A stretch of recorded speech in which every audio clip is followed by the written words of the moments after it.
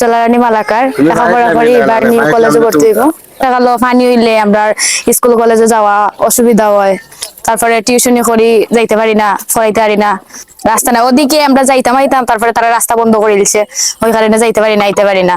এখন যাই ফেকের দিনও এখন ফেক হয়ে যায়, এখন বর্ষার দিনও পানি, এখন তো যাইতে পারি না।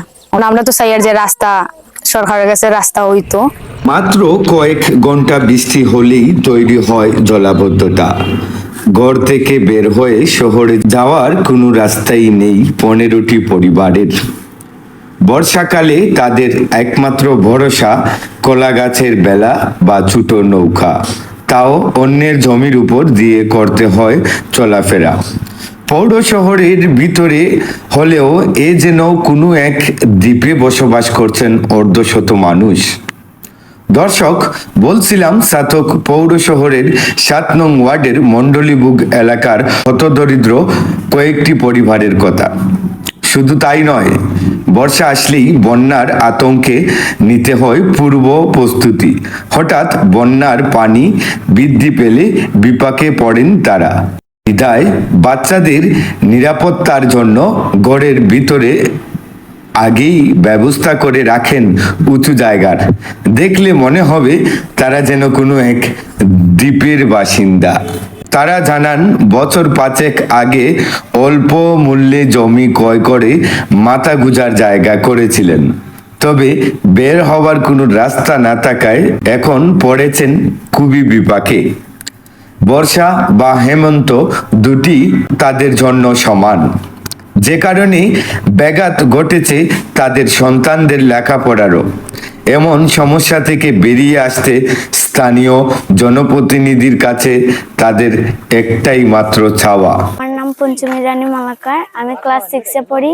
লাগাম এক দিলেই বন্যা চলে আসে, আমরা স্কুলে যেতে পারি না, এখন আমার রাস্তার দরকার। আমি মণ্ডলীবুগ সরকারি প্রাথমিক বিদ্যালয় স্কুল পড়ি। আমরা আইতে যাইতে খুব সমস্যা হয়, রাস্তাঘাট নাই, রাস্তাঘাট এখন বন্ধ হয়ে গেছে, আমরা চলাচল করতে পারি না।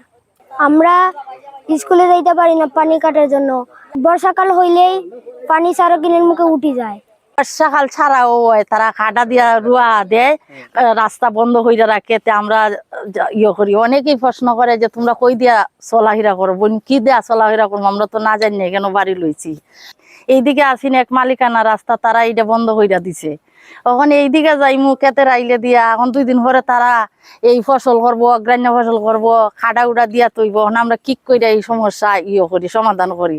এখন এই সমস্যার মধ্যে আমরা আছি। হইন একজন যদি মারাও যায়, কি হেঁটো ব্যথা করে, রাইতে 1টার সময় 2টার সময়, আমরা রাস্তা ছাড়া কি হইরা যাইমু, বুঝছো না? কিন্তু তো জমি বেড়ার দ্বারা তো কয়েকদিন আগে তারা সবাই গেছুন, ওখানে তারা ইচ্ছা করলে তো তারা হারুন্য হইরে, এমন কোনো কথা নাই। তারার দোয়া না ছাড়া তো আমরা চলতেও হারি না। তারা ইচ্ছা করলে সব হারুন করতাম, কিন্তু তারা করুন না। গরিব মানুষ, এমন একজন গরিব মানুষ রে উপকার করতাম যে আমরা যে ঠেলা চালা ওরা রাস্তা হাইতাছি না, গাট পাইতাছি না, এই ধরনের যদি একটা উপকার করতাম, আমরা সারা জীবন ভরা তো মরার আগ পর্যন্ত কইতে পারতাম।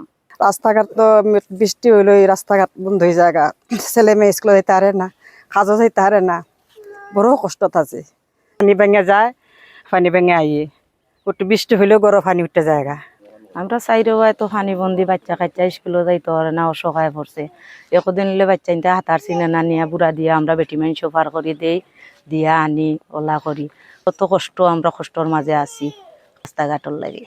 আমরা অসহায় আছি, আমরা বাচ্চা কাচ্চা নিয়ে, ছেলে মেয়ে কলেজে পড়ে, স্কুলে পড়ে, তারা পাঠাইতে পারি না, কলার বুড়াইতে পাঠাই। আমরা সবসময় জানো ভয় থাকে, আমরা খুব অসহায় আছি। মানে আগে জায়গা যে রাখছি, সে সময় আমরা মানে সস্তা পাইছি, আমরা গরিব মানুষ, সস্তা দিকে জায়গা রাখছি, কিন্তু রাস্তার দিকে চিন্তা করছি না। এখন দেখি চলাফেরা সবখানটাই সমস্যা হয়, যেখান দিয়ে যায় এদিকেই প্রতিবাদ করে। সরকারের কাছে অনুরোধ জানাই, আমরা দিকে আপনারা একটু খেয়াল রাখেন। যে রাস্তাঘাট নাই, আমরা আপনারা কাছে রাস্তাঘাট চাই। আর আমরা ওই 7 নম্বর ওয়ার্ডের মানুষ, আপনার কাছে আমরা দাবি আছে। আমরা বাচ্চা কাচ্চা স্কুলে যাইতে পারে না, একজন রুগী লইয়া আমরা যাইতে পারি না। দেখো এই যা চতুর্দিকে পানি, 17 ঘর মানুষ আছি আমরা, এবং আমরা রাস্তাঘাট নাই। আমরা সব শ্রমিক বাহিনী, আমরা ঠেলা চালার মানুষ সব। মেয়রের কাছে আমরা প্রার্থনা করি যে আমরা দয়া করি একটু রাস্তা দিলে সবচেয়ে ভালো হইব। আমরা কোনো উপায় নাই, আপনার ছাড়া মনে করি আমরা চলাচল করতে পারতাম না। এবং আমার তাপস ভাইকেও কইতে চাই, এই যে দেখরা তাপস ভাইও মনে করে কম বেশ দেখোই, কিন্তু আমরাও যাইয়া তাপসদার গেছে এবং ইচ্ছা করলে তারা আরোই আমরা সহযোগিতা করতা। আমরা কিন্তু এটাই চাই আর যে আমরা সহযোগিতা চাই আর তাপসদার কাছে সহযোগিতা চাই আর মেয়রও গেছে সহযোগিতা চাই আর আমরা আপনারও মানুষ, কিন্তু আমরা এই রাস্তাঘাটের লাগে আমরা একটু অনুরোধ জানাই আর যে আপনারা দয়া করে যদি আমরা একটু দয়া করেন যে মনে হয় রাস্তাঘাটটা হইব। আমি একজন বীর মুক্তিযোদ্ধা সন্তান দীপক মালাকার। আমি একজন অসহায়, আমি রাস্তাঘাটের কারণে গাড়ি আমি তোমার চলাফেরা করতাম পারলাম না। আমরা মেয়র সাহেব এবং তাপসদা সব বর্তমান সরকার সবার কাছে আমার আবেদন, তোমার একটু রাস্তাঘাট ঠেলা কাজ করি, আমারও একটু জায়গা রাখছিল, বসবাস করলাম 4-5 বছর ধরিয়া। এই যে পানি ব্যাঙ্গে যাইলাম, আমরা কাছে পৌরসভা মেয়র সাহেবও গেছে, গেলাম, আমরা গেছি, তাপসদার কাছে আমরা গেছি, সবার কাছে আমরা আশ্বাস পাইছি। এই আশ্বাসে আমরা কাম দেন না, আমরা জীবনটা এখন আমরা যে মানে কি করবো, আমরা যে চলাফেরা করবো যে কিভাবে আর খাইমু কিভাবে নিজে করতে পারি না, কিন্তু এই যে পানি বন্দির মধ্যে আমরা বসবাস করতেছি, যেমন কষ্টই থাকবো।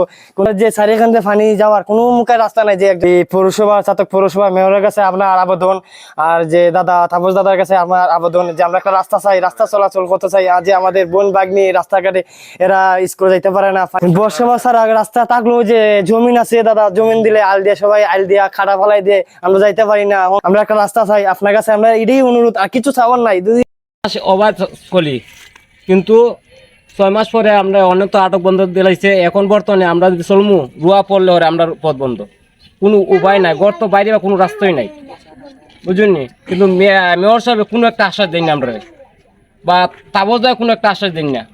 আমরা এমন এক সমস্যা আছে, পুরাপুরি স্কুলে যাইতে পারে না। আমার কদিন আগে আমার মা মারা গেছেন, গলা পানি হাত লইয়া গেছি, লইয়া লাশ লইয়া গেছি, কিন্তু এরা কেউ কোনো একটা আমরা সুযোগ সুবিধা দেয় না। এমন এক অসহায় আছি আমরা। এ বিষয়ে পৌরসভার 7 নং ওয়ার্ডের কাউন্সিলর ও প্যানেল মেয়র তাপস চৌধুরী জানান, দক্ষিণ মণ্ডলীভোগ আবাসিক এলাকার বাসিন্দাদের বেশ কয়েকটি পরিবারের চলাচলের রাস্তা নেই। সম্প্রতি এই ভোগান্তির বিষয়ে পৌরসভার বৈঠকেও আলোচনা হয়েছে। স্থানীয় দুর্ভোগ আগবে রাস্তা তৈরির ব্যাপারে আমাদের চেষ্টা অব্যাহত রয়েছে। সিলেট নিউজ 1 সাথে ছিলাম আমি এআর সায়েম। বিস্তারিত প্রতিবেদন দেখার জন্য সবাইকে ধন্যবাদ। শেয়ার দিবেন, আশা করি এই রাস্তা দ্রুত আবার সংস্কার করে জনজীবনে পৌঁছে দেবেন। ভালো থাকবেন সবাই, আল্লাহ হাফিজ।